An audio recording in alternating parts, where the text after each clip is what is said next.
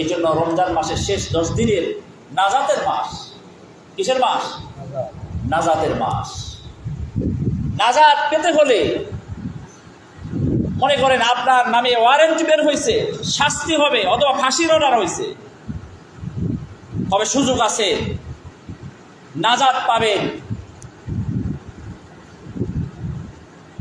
নাজাত পাওয়ার যদি কোনো সুযোগ থাকে তাহলে আপনি সেই মুহূর্তে কি অবলম্বন করবেন,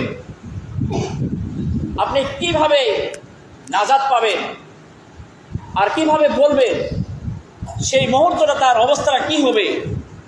একজনের ওয়ারেন্ট পেরেছে, ওয়ারেন্ট থেকে নাজাতের জন্য কি আপনার কৌশল অবলম্বন করবেন। ফাঁসির অর্ডার হয়েছে, ফাঁসির থেকে বাঁচার জন্য কি পদ্ধতি অবলম্বন করলে, কাকে ধরলে, কার পায়ে পড়লে আপনি নাজাত পাবেন, ফাঁসির থেকে রক্ষা পাবেন। সেই মুহূর্তে ওই ব্যক্তি পৃথিবীর সব কিছু ভুলে যাবে। কাকে ধরলে, কার পায়ে পড়লে, কাকে বললে, কি করলে, কিসের দ্বারা আমি নাজাত পাবো, এইটার জন্য ওই ব্যক্তিরা পাগল পারা হয়ে যেত, দুনিয়ার সব কিছু ভুলে যেত। কি বলেন, ঠিক কিনা? বলে রমজানের শেষ 10 দিন নাজাতের মাস।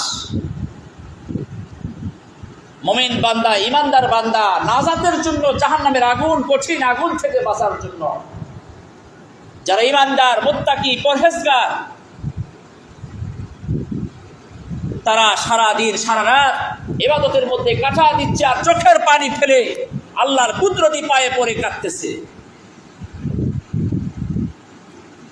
কিছু লোক, আর কিছু লোক বেমালুম, এই ব্যাপারে কোনো ভ্রুক্ষেপই নাই, মনে করছে আল্লাহ তাআলা অযথা আমাদেরকে সৃষ্টি করছেন, পৃথিবীতে পাঠাইছেন শুধু পেট ভরে খাবো, নাক ডেকে ঘুম পারবো, এরকম মনে করি অনেকে। এই জন্য বলতেছিলাম, শুরুতেই বললাম, আজকের জুমাটা হচ্ছে জুমাতুল বিদা, অর্থাৎ আজকের জুমা এই রমজানের জন্য বিদায়ী জুমা। হতে পারে আমার আপনার অনেকের এই জুমা আমাদের শেষ জুমা, বিদাতুল জুমা, এটা আমাদের হতে পারে, আর কোনোদিন এই জুমা পাবো না। কি বলেন, তাই না? এটা কি কখনো ভাবছি? আমরা কি মনে করতেছি যে আমরা মৃত্যুর পরে আমাদের আযাব হবে না? এটা কি তাই মনে করি? আমরা আল্লাহর হুকুম লঙ্ঘন করলে আল্লাহ আমাদেরকে এমনি এমনি ছেড়ে দিবে? আমি কি তাই মনে করছি যে আমরা এরকম ভাবে আল্লাহ এমনি আমাদেরকে জান্নাত দিবে এরকম, অথবা জাহান্নাম বলে কোনো জিনিস নাই এরকম মনে করি? বলেন, এটা কাফেরদের উক্তি ছিল। ফাওয়াইলুল লিল্লাযীনা কাফারু, যে আমরা, আল্লাহ পাক আমাদেরকে সৃষ্টি করছেন, পৃথিবীতে আমরা আসছি,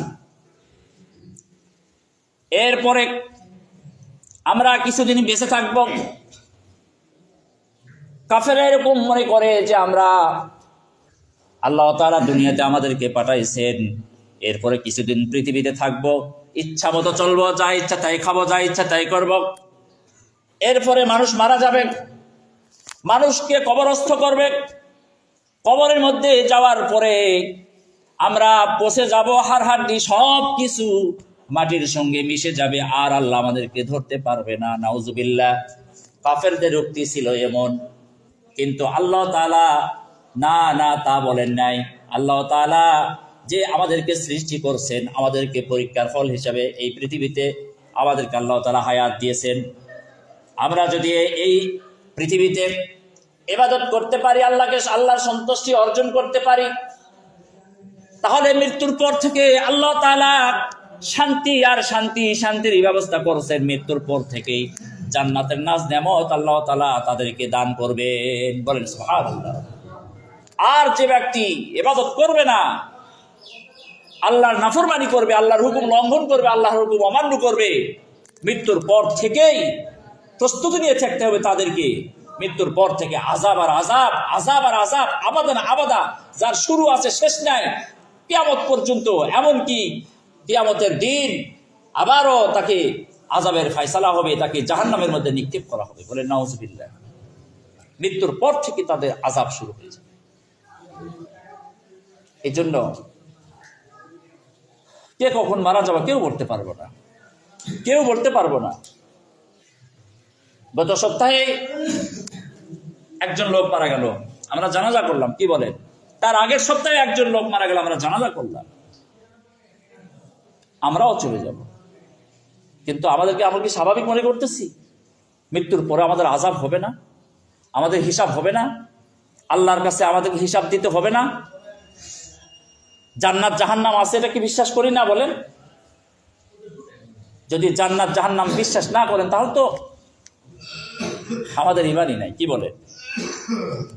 আর যদি মনে করি তাহলে কি করলে জান্নাত আর কি করলে জাহান্নাম এটাও আমরা জানি। কোরআন হাদিস না বুঝলেও আমরা জানি, কি বলেন? সকলেই জানে না? এই জন্য আমাদের জীবনের শেষ দিন মনে করে, কদরের রাত্রিকে মূল্যায়ন করে আল্লাহর কাছে আমরা যদি তওবা করি, আল্লাহর কাছে যদি নাজাত চাই, আল্লাহ মাফ করবেন। আল্লাহ তাআলা বলেন, ফামান তাবা মিন বাদি যুলমিহি ওয়া আসলাহা ফাইন্নাল্লাহা ইয়াতুবু আলাইহি।